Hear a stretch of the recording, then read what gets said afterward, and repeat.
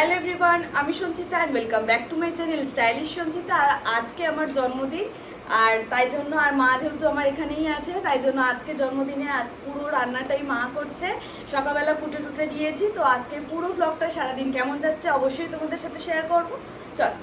আজকে যেহেতু আমার জন্মদিন আর মা অনেকগুলো পদ রান্না করবে, তাই সকাল সকাল উঠে মায়ের সাথে সব কুটনোগুলো কুটে দিয়েছিলাম। আর মা বলেছে আজকে তোর জন্মদিনের সব রান্না কিন্তু আমি করব। তাই রান্নাঘরে আজকে আমার কোনো জায়গা নেই। সকাল সকাল ব্রেকফাস্ট করে মা চলে এসেছে রান্নাঘরে, আর এখন মা ইন্ডাকশন ওভেনে পায়েসটা বসিয়ে দিল। আর এখানে ডাল হচ্ছে আর একটা গাছে চচ্চড়ি হচ্ছে, আর এইদিকে 5 রকম ভাজাও হয়ে গেছে। আর অন্যদিকে ভাজার তুলনায় জন্মদিনের 5 রকম ভাজার টেস্টটা কিন্তু আলাদাই হয়। আর এখন আমি চলে এলাম বেডরুমে বিছানাটা পরিষ্কার করে দিতে। আর এই যে যখনই আমি খাটটা পরিষ্কার করতে আসবো, সোনা বাবা খাটে উঠে যাবে।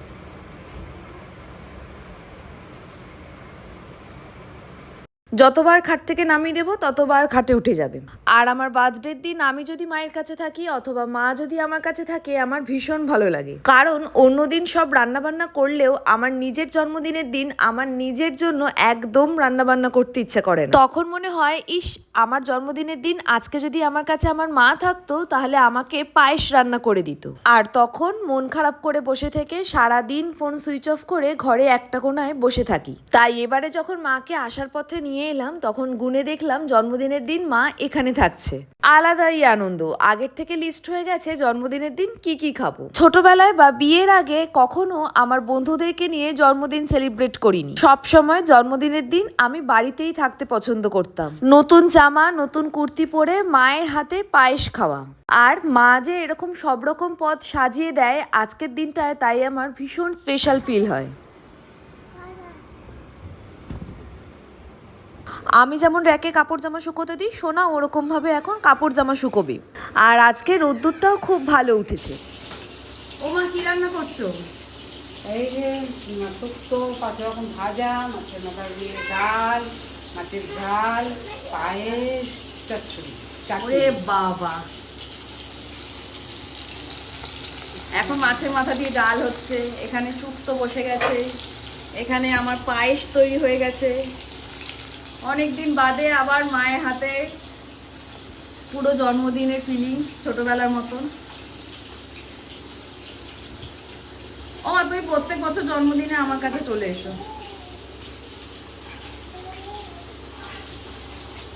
আমি একটু রান্নাঘরে গিয়ে উকি মেরে এলাম মা কি রান্না করছে। আর রান্না তো অনেক হচ্ছে, কিন্তু শুধু আমার পছন্দের চিংড়ি মাছটাই আজকে হচ্ছে না। মায়ের কাছে কামাহাটিতে থাকলে চিংড়ি মাছটাও আজকে হতো।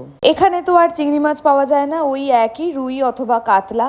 তাই একটু অন্যরকম করার জন্য মাছের মাথা দিয়ে ডাল। বেডরুমটা পরিষ্কার করা হয়ে গেছে, এখন আমি চলে এসেছি হল ঘরটা পরিষ্কার করতে। আর এই দেখো সোফাটা পরিষ্কার করছি, আর সোনার কার্য দেখো।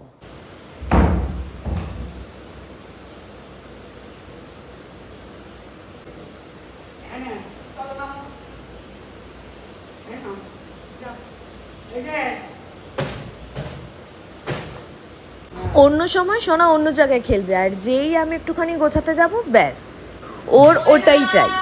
ঝাড় দিতে গেলে ঝাঁটা চাই, সবজি কুটতে গেলে ঝুড়ি চাই। এখন খালি সোফা পেয়ে শুয়ে পড়লো।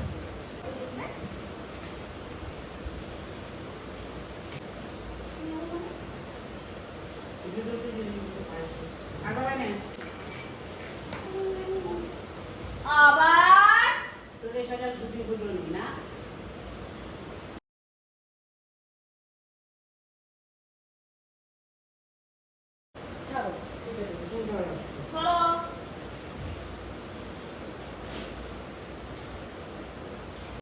বড় ভ্লগ বিশেষ করা হয় না, এইভাবেই আমার সারাদিন চলে, ধর ধর পরপর করতে করতেই। এখন অনেক ঘর গুছিয়ে নিয়েছি, এখন সোনার সাথে খেলার সময়। আর সারা ঘর জুড়ে ওর সাথে দৌড়াতে হবে। আর 1 সেকেন্ড দাঁড়ালেই মাম্মা দৌড়াও না। এখন মেঝেটা একটুখানি পরিষ্কার করে নেব, আর তাই জন্য বই দিয়ে সোনাকে সোফায় বসিয়ে দিয়েছি। বই কাছে থাকলে ও অনেকক্ষণ মোটামুটি বসে থাকে। সোনার তো এখন 2 বছর বয়স হয়ে গেছে, আর এ থেকে জেড অবধি কোনটা কোন পিকচার কোনটা কি মোটামুটি সব বলতে পারে। সব রকম ভেজিটেবল কি কি আছে সেগুলো সব দেখে বলতে পারে। সব ঘর গুছানো কমপ্লিট। এখন আমি আবার একটুখানি রান্নাঘরে এসে উকি দিচ্ছি যে আর কতটা রান্না বাকি। আর এখন মা সর্ষে পোস্ত বাটা দিয়ে মাছের ঝাল করছে, আর আমি তাড়াতাড়ি করে স্নানটাও করে নিলাম আর সোনাকেও খাইয়ে দিয়েছি। এখন আমি খাবো। আর প্রত্যেক দিনই তো তাড়াহুড়ো করে খেতে বসি, কিন্তু আজকে আমার জন্মদিনের দিন। মা এত কিছু পদ রান্না করেছে আর সাজিয়ে দেবে। এখন মা নিজের হাতে ভাত বেড়ে দিচ্ছে আর বলল, তোকে পায়েসটা আমি ধরে দেব, দাঁড়া, তুই গিয়ে আসনে বস। আর জন্মদিন বলে স্পেশাল ট্রিটমেন্টে আমি আজকে আসনে বসেছি খেতে। আমার তো ভীষণ ভালো লাগে। আর স্নান করে নতুন নাইটিও পরে নিয়েছি। আর মা আছে বলেই জন্মদিনটা এত সুন্দর করে হলো। আর এতগুলো পদ রান্না করে দিয়েছে মা। আর প্রত্যেকটা রান্নাই দারুণ হয়েছিল খেতে। অন্য দিনের তুলনায় আজকে একটুখানি বেশি ভাত খেয়ে নিয়েছি। আর আমার জন্মদিনের জন্য আমার কিচ্ছু চাই না, শুধু আমার মনে হয় দুপুরবেলা মায়ের হাতের এই লাঞ্চটা আমি যেন পাই। আর তারপর সন্ধেবেলা সুপ্রতিম অফিস থেকে আসার পথে কেক নিয়ে এসেছিল, আমরা কেক কাটিং করলাম। ওকে নিয়ে আমার কেকটাও কেটে নিলাম আর ফার্স্ট বাইটটা সোনাকে দিয়ে দিলাম। আর আজকে জন্মদিনটা দারুণভাবে কাটলো। আজকের ব্লগটা এখানেই শেষ করলাম। যদি ব্লগটা ভালো লেগে থাকে তাহলে অবশ্যই একটা লাইক করো আর আমার চ্যানেলকে সাবস্ক্রাইব করতে ভুলো না। টাটা।